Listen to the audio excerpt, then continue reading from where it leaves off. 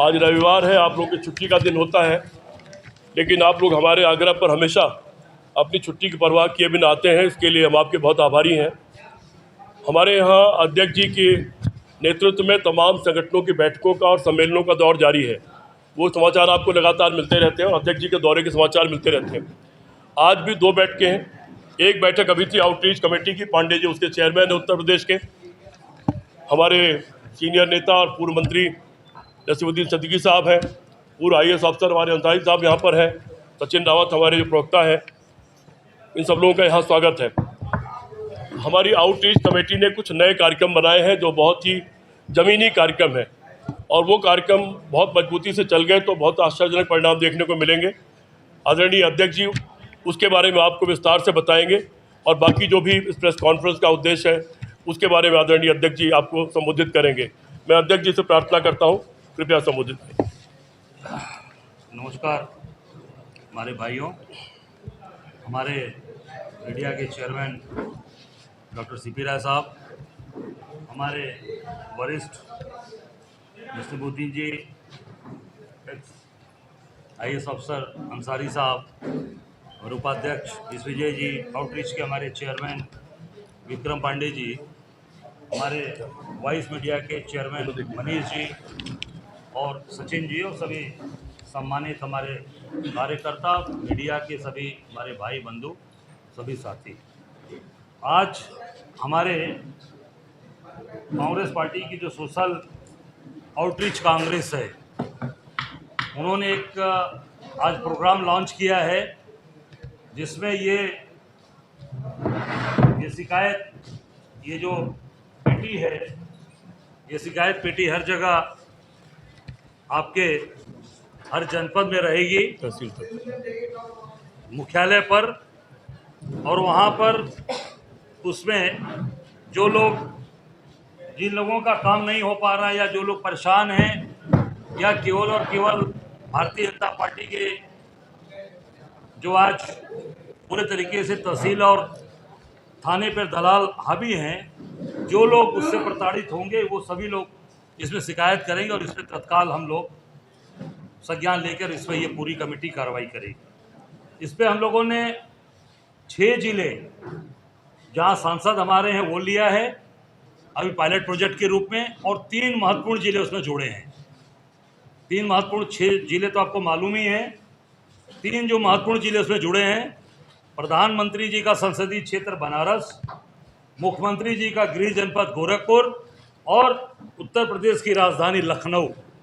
ये 3 जिले, 6 जो सांसद हमारे हैं उनके अलावा 3 ये जिले उसमें और जोड़े गए हैं, जहाँ ये पायलट प्रोजेक्ट के रूप में अभी यहाँ हम शुरू करेंगे। उसके बाद इसको हम आगे बढ़ाते लेके चलेंगे, और निश्चित तौर से इसमें जिला स्तरीय जो कमेटी है, जो जिले स्तर पर इसमें शामिल रहेगी, उसमें वकील होंगे, सेवानिवृत्त अधिकारी होंगे, कांग्रेस के नेता होंगे, मीडिया के बंधु भी होंगे, समाज सेवी होंगे, और हमारे जो जिला शहर के हमारे जो मेन बॉडी के लोग हैं उसमें वो भी शामिल होंगे। अगर वहाँ से वो चीज़ों का निस्तारण नहीं हुआ तो वो फिर हम लोग के पास आएगी प्रांतीय न्याय समिति, जिसमें हमारे सांसद उसमें होंगे, हमारे विधायकगण होंगे, प्रांतीय पदाधिकारी होंगे और वरिष्ठ अधिवक्ता, और हमारे जो जिला और शहर के लोग हैं वो उसमें शामिल होंगे। तो ये इसका पूरा का पूरा ये कार्य रहा जो हम लोग इसको करने वाले हैं।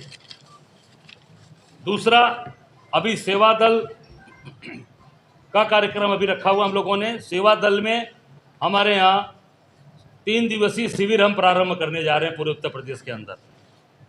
जो लोगों को पहले चलता आ रहा है लगातार, आप देखे होंगे सेवा दल में प्रशिक्षण का कार्यक्रम चलता आता था, बीच में थोड़े रुकावट और थोड़ी कारण से रुका रहा, वो हम इस 3 दिवसीय शिविर शुरू करने जा रहे हैं, जो 6 तारीख से गाजियाबाद से शुरू हो रहा है। 6 से लेकर 8 तक गाजियाबाद से शुरू करेंगे, और ये पूरे प्रदेश के हमारे मंडल स्तर पे उसको और जनपद स्तर पर हम ले जाने का प्रयास करेंगे। क्योंकि सेवा दल एक ऐसा दल है जो निश्चित तौर से सबसे हमारे यहाँ अनुशासित और सबसे महत्वपूर्ण एक उसका योगदान हमेशा रहता है। और आज उसके हमारे संस्थापक उनका जन्मदिवस भी है।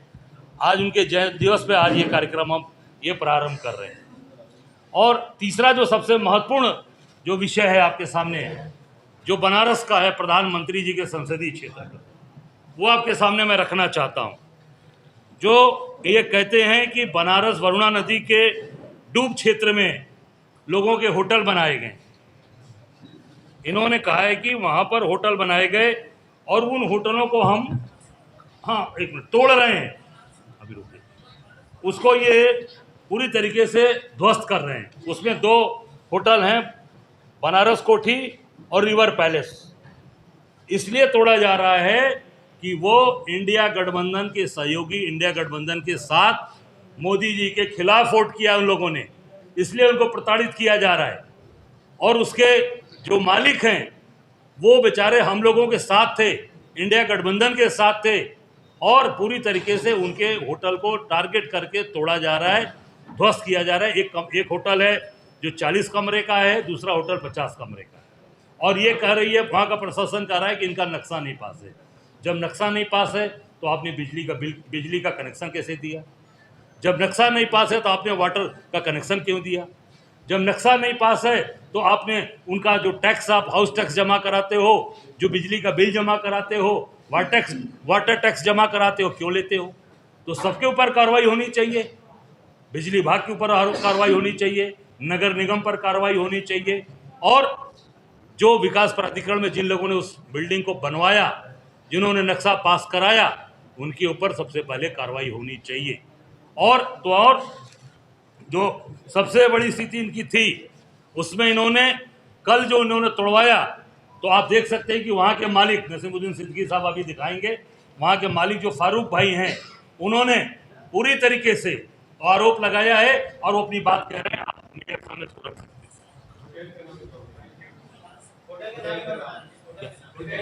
होटल का नाम बनारस कोठी और रिवर पैलेस, और दूसरा रिवर पैलेस। 1999 में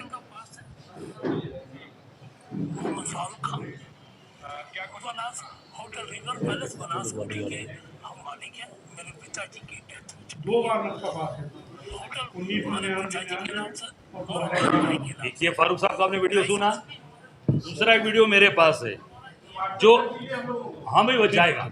और दूसरा आपको दिखा रहा हूं कि ऐसे अधिकारी जो इस सरकार में काम कर रहे हैं, जिनको मेरे हिसाब से, लोगों के हिसाब से उनको चिड़ियाघर में रखना चाहिए, उनको जू में रखना चाहिए, उनको आज जनता के बीच में रखा जा रहा है।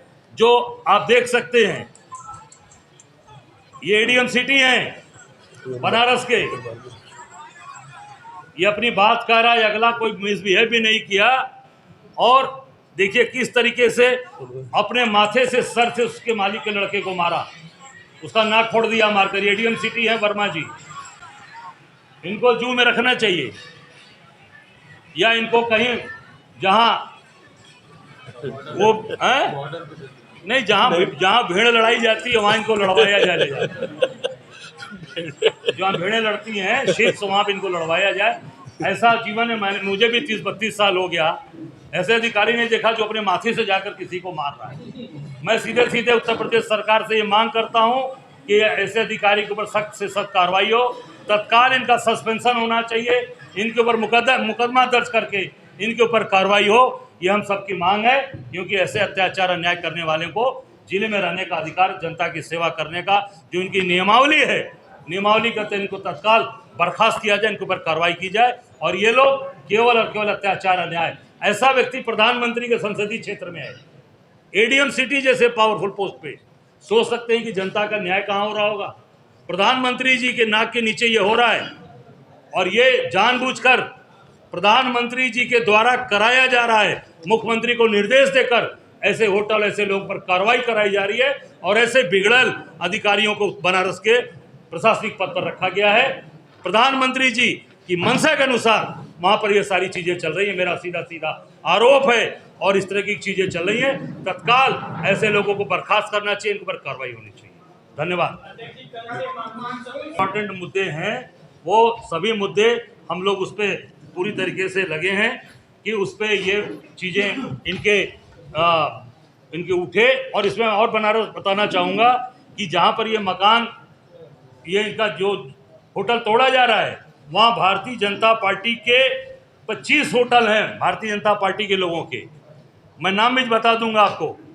वो पूरे वहाँ पर भारतीय जनता पार्टी के जो प्रदेश के पदाधिकारी हैं, जो जिले के पदाधिकारी हैं, बड़े बड़े होटल 25 हैं भाजपा के। उनको वही स्थिति है जो रिवर फ्रंट की है, रिवर पैलेस की, बनारस कोठी की वही स्थिति है। उनके खिलाफ कोई कार्रवाई नहीं हो रहा क्योंकि वो भारतीय जनता पार्टी के नेता हैं, कार्यकर्ता हैं, उनके ऊपर कार्रवाई नहीं हो रही। अगर कार्रवाई हो, एक समान होना चाहिए, अलग अलग नहीं होना चाहिए कि जो इंडिया गठबंधन के साथ है उनके ऊपर आप कार्रवाई करो मोदी जी के निर्देश पे, और बाकी लोगों को बख्शा जाए क्योंकि वो भारतीय जनता पार्टी के मेंबर हैं, भारतीय जनता पार्टी के पदाधिकारी। इसीलिए मैंने कहा ना कि इसका जो प्रशिक्षण शिविर शुरू हो रहा है, देखिए जब कोई भी बाहर का व्यक्ति आएगा, अगर वो प्रशिक्षित हो जाएगा, 3 दिन प्रशिक्षण प्राप्त कर लिया, तो मैं समझता हूँ कि काफ़ी चीज़ें उनको उसमें सुधार आ जाएगी और काफ़ी चीज़ें वो पुरानी चीज़ों को समझ जाएंगे, कंटिन्यूटी में चीज़ें काम करेंगे और सेवा दल फिर पुराने अपने स्वरूप में आ जाएगा।